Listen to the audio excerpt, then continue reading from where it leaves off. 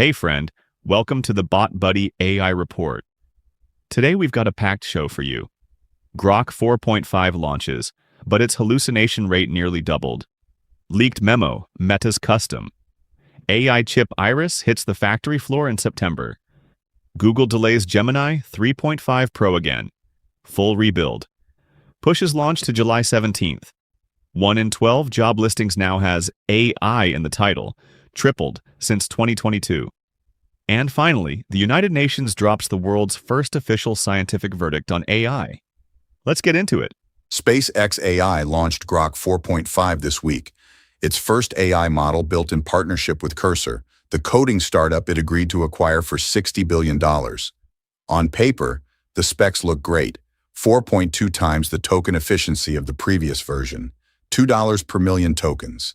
Marketed as the most intelligent and fastest model SpaceX AI has ever shipped. But here is where it gets messy.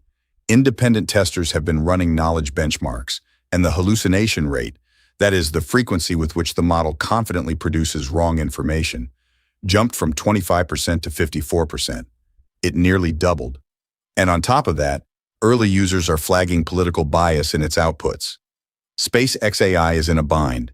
They need Grok 4.5 to prove that the Cursor deal was worth it. But right now, the first-day verdict from the community is cheaper, faster, and far less reliable. Now, this is impressive. Seriously, take a look at what they pulled off. Meta is about to start making its own AI chips. An internal memo reviewed by Reuters reveals that Meta's custom chip, codenamed Iris, will enter manufacturing in September. The plan is to bring Meta's total AI computing capacity to 7 gigawatts this year, then double it to 14 gigawatts by 2027. Every chip Meta makes itself is a chip it does not have to buy from NVIDIA at a premium. Apple broke free from Intel.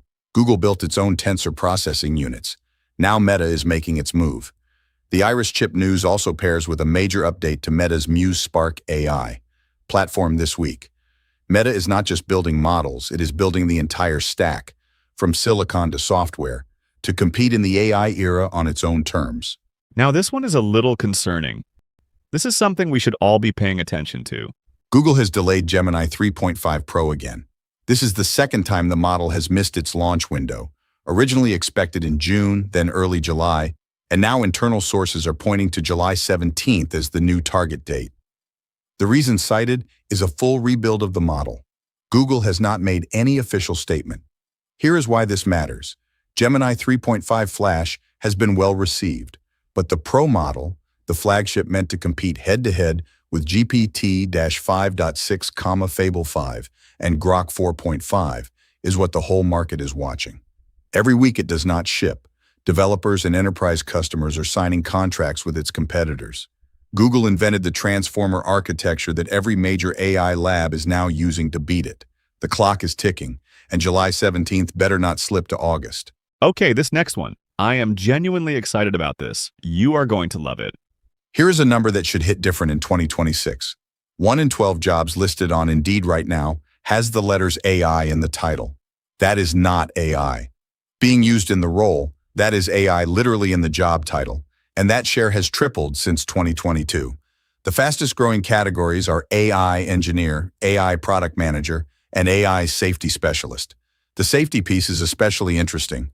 A year ago, AI safety felt like an academic concern. Now companies are posting for it. Here is the tension. The same technology replacing workers is generating a whole new labor category.